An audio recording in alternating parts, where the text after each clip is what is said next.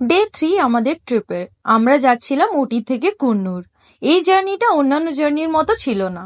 এটা অনেকটাই স্পেশাল কারণ আমাদের দুজনেরই first toy train journey.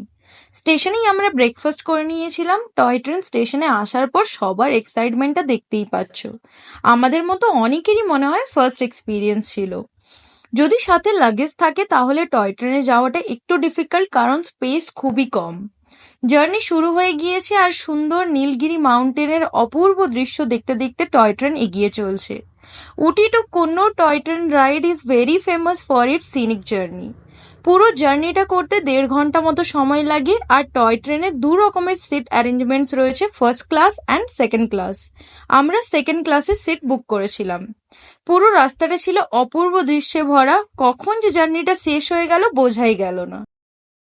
Finally আমরা কুন্নুর পৌঁছে গিয়েছি আর কুন্নুর ঢেকেছিল ফগে।